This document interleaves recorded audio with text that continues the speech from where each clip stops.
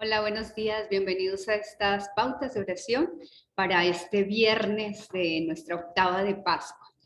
Vamos a pedirle al Espíritu Santo que nos guíe en este ratito de oración para que podamos discernir su voz y poner por obra la voluntad que Él tiene con nuestra vida. En nombre del Padre, del Hijo y del Espíritu Santo. Amén. Pues Señor, te queremos dar muchas gracias por esta octava de Pascua que pues casi vamos finalizando. Gracias por poder celebrar con gozo tu resurrección. Ayúdanos, Espíritu Santo, a percibir la voz de Jesús esta mañana, a reconocer su voluntad sobre nuestra vida para poder continuar esa experiencia de resurrección en lo que cada uno de nosotros vivimos a diario. Gloria al Padre, al Hijo y al Espíritu Santo, como era en un principio, ahora y siempre, por los siglos de los siglos. Amén. En el nombre del Padre, del Hijo y del Espíritu Santo. Amén. Bueno, pues el texto que tenemos para esta mañana de oración, que nos sugiere la liturgia, es el de Juan 21, del 1 al 14. Juan 21, del 1 al 14. Y pues este pasaje de Juan 21 es como un anexo que se le puso ahí al Evangelio de San Juan, pero es un anexo muy afectivo, muy lleno de calidez, muy lleno de amores, pues el reencuentro de Pedro con Jesús después de la resurrección. Y entonces vamos a meditar pues los primeros 14 versículos. No llegamos a la parte del me amas apacienta, sino la primera parte es la propuesta de la iglesia para el día de hoy. Entonces a mí se me hace muy bonito porque en el ambiente que venimos recorriendo esta semana de pues octava de Pascua, todos estos textos nos van dejando grabado y graficado de alguna manera qué significa la experiencia de resurrección. Y vamos desde pues, la experiencia de Magdalena de percibir al amado de su alma como la novia del cantar de los cantares, que lo encuentra ahí en el huerto y lo encuentra vivo y resucitado y que la convierte en la apóstol de los apóstoles. Pasamos por los discípulos de Maús, que van desalentados, desanimados y lo reconocen al partir el pan. Y hoy, pues ayer, pues la vida de comunidad así reunida en torno a la experiencia del resucitado y la invitación del Señor a transmitir esa experiencia hasta los confines de la tierra, ¿no? Y hoy este texto de San Juan, pues que va en más término de aquellos íntimos que compartieron con Jesús 3 años y que están hoy ante, pues ahí en medio del lago de Tiberíades, re, repescando, devolviéndose a su antigua vida como pescadores, con una experiencia de desear encontrarse con el resucitado, pero no verlo por ninguna parte, ¿no?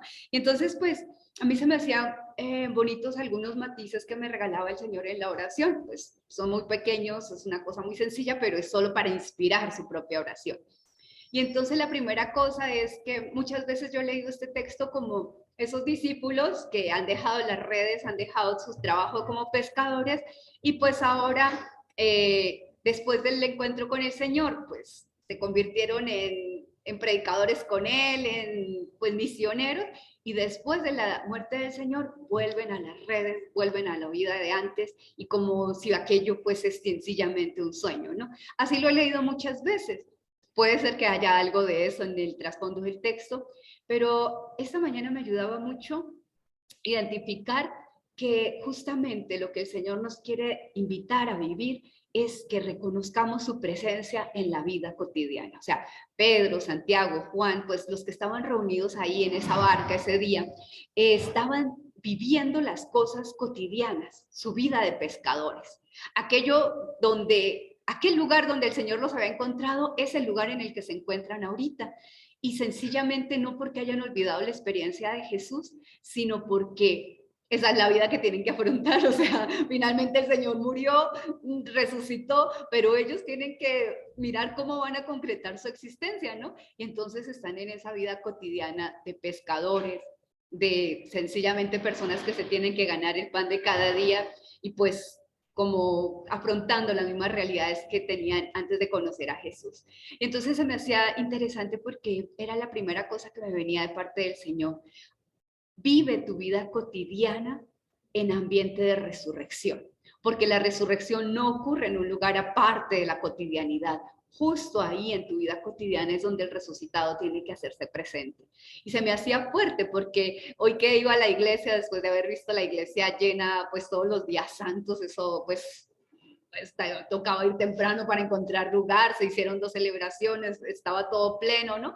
Y hoy pues los mismos de siempre, ha sido un grupito chiquito, unos 10, 15 que vamos a la misa temprano y ya, y el sacerdote pues sí, revestido de blanco, pero el grupito chiquito de siempre, ¿no? Y a mí se me hacía como muy gráfico, es ahí en esa vida cotidiana donde Jesús resucitado se tiene que hacer presente, no es en una vida diferente a la que tienes, es ahí en tu trabajo de todos los días, después de que ya pasaron el descanso de Semana Santa, en tu vida de familia de todos los días, en tu vivencia de paternidad, de maternidad, en los retos de tu trabajo, ahí es donde hay que experimentar la resurrección. Y entonces se nota en el texto una experiencia un poquito melancólica, vivida en el corazón de los discípulos, o sea, está Pedro como en un ambiente así medio de silencio, ¿no?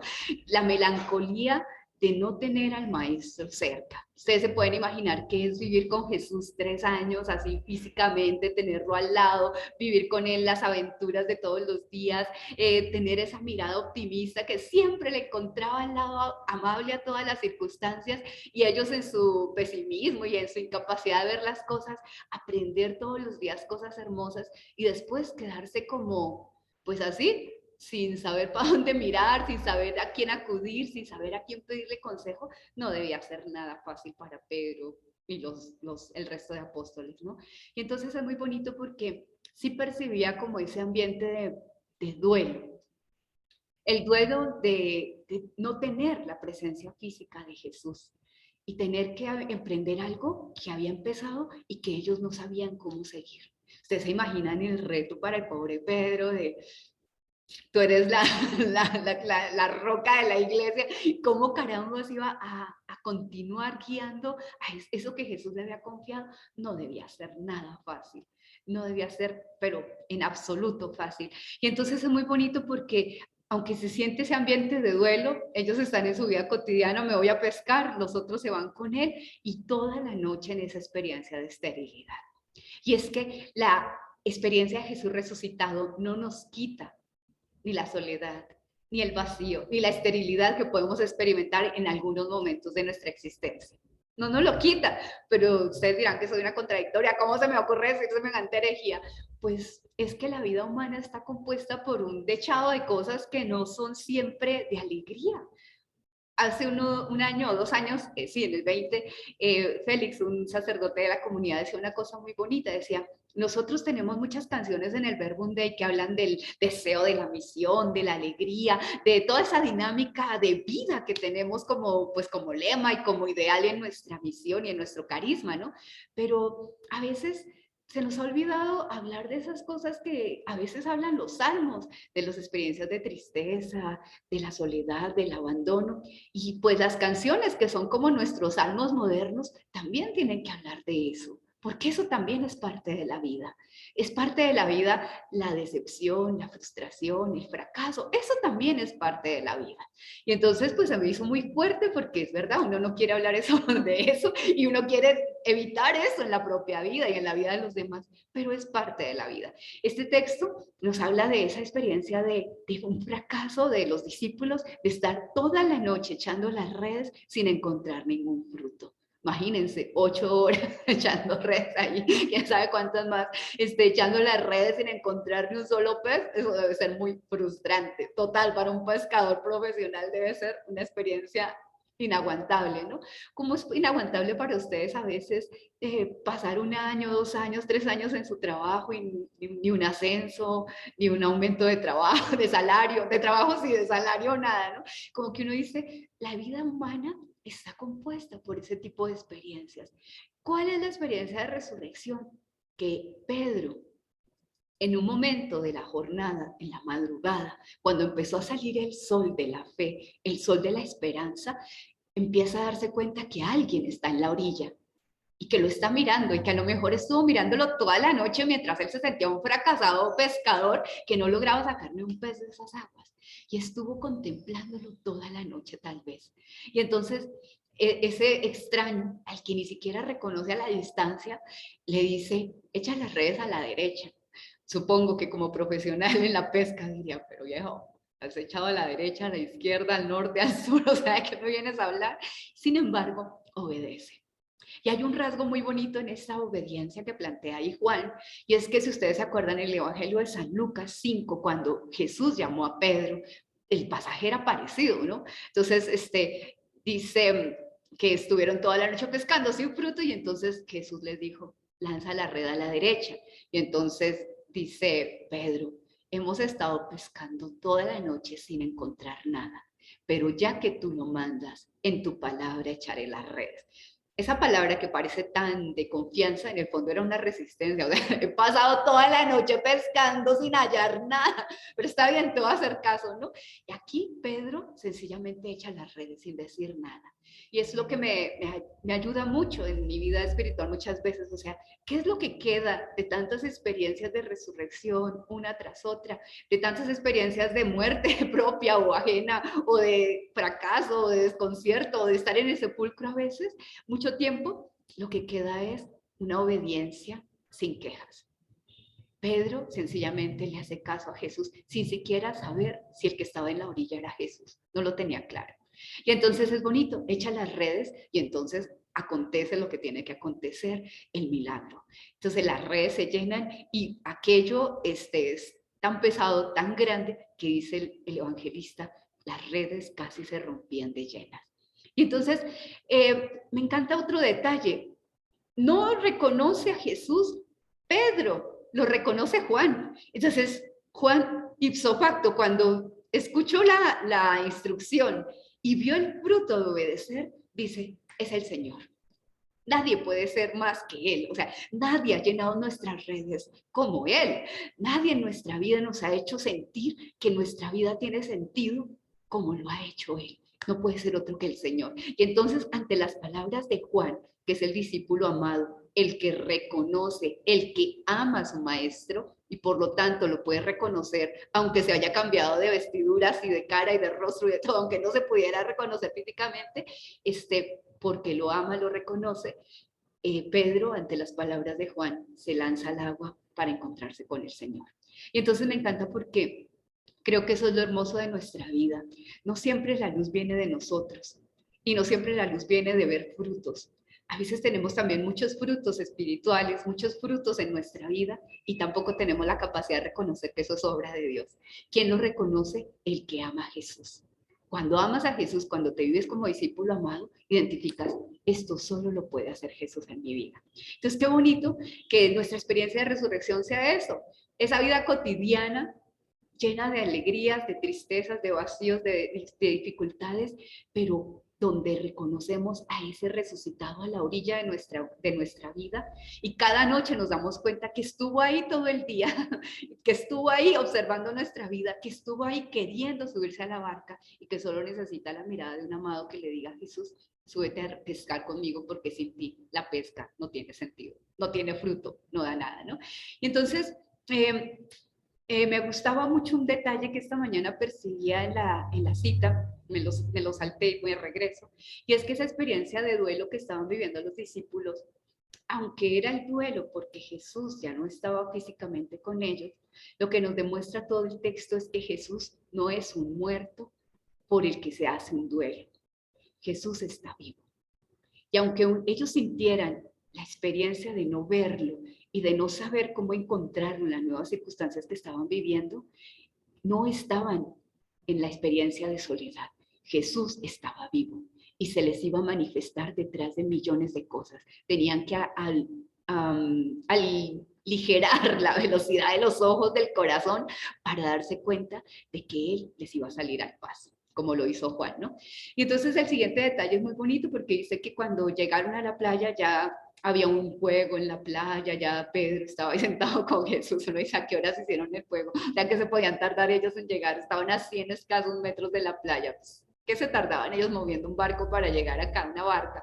Y entonces, mientras que llegaban, ya había un fuego, ¿no? Entonces muchas veces he leído que ese fuego no es tanto el fuego físico que podían haber hecho ya una fogata para cocinar pescado, cuanto el fuego en el corazón de Pedro, que estaba reconociendo la presencia de Jesús en esas circunstancias tan cotidianas y se estaba dando cuenta de que no estaba solo y de que Jesús estaba ahí con él y que Jesús lo iba a ayudar a cargar esa red pesada de la iglesia, porque Jesús era el que realmente el dueño de esa iglesia, ¿no? Entonces, me gusta mucho porque en el fondo lo que les invito hoy es una oración en la que el fuego del amor por Jesús se vuelva a encender, porque esa es la resurrección. O sea, la resurrección no es una experiencia litúrgica solamente, no es una experiencia de un tiempito, de una Semana Santa, de una octava de Pascua o de una cincuentena pascual. La resurrección es la experiencia de cada día, ustedes cristianos y yo cristiano, o sea, la experiencia cotidiana, donde podemos sentir que Jesús enciende el fuego en nuestros corazones, el fuego de la vida, el fuego de la esperanza, el fuego del amor, el fuego de creer que las cosas pueden, pues, por lo menos seguir, o sea, que no estamos muertos, que Jesús no está muerto y que podemos por lo menos continuar en esa labor que Él nos ha confiado de transmitir su evangelio, de vivir su vida, de ser Él, de permitir que Él resucitado viva en nosotros, que la vida tiene más poder que la muerte y eso genera fuego en nuestro interior. El fuego de la ilusión, el fuego del amor, el fuego de la fe. Entonces, cuando ya llegan los discípulos, obviamente dicen, pues traigan algo para comer y pues hace el gesto de partir el pan, de poner ahí los peces. Todo esto es simbólico en la primera iglesia, o sea, ese pez es símbolo del cristianismo, de Cristo, ¿no? El símbolo de Cristo, el pan, la Eucaristía. Cuando Jesús lo parte, cuando están compartiendo esa cena, dice, todos sabían que era el Señor, pero nadie se atrevió a preguntarle, no fuera que no fuera a mandar por allá lejos, ¿no? Pero como decir, hay gestos que fueron repetitivos en la vida de Jesús que lo hacen reconocible bajo cualquier apariencia. No se atrevían a preguntarle porque, obvio, su apariencia había cambiado, estaba con un cuerpo glorioso, ni siquiera se parecía al cuerpo anterior, ¿no? Pero qué bonito porque dicen, no se atrevían a preguntarle, pero sabían que era Él. Y entonces, para mí esta es sencillamente la invitación de esta jornada. Date cuenta de que es Él. Cuando estés en la Eucaristía, abre los ojos del discípulo amado y di, es el Señor. Nadie puede actuar como Él. Cuando pase algo hermoso este día en tu vida, dis, es el Señor, esto no puede venir de nadie más.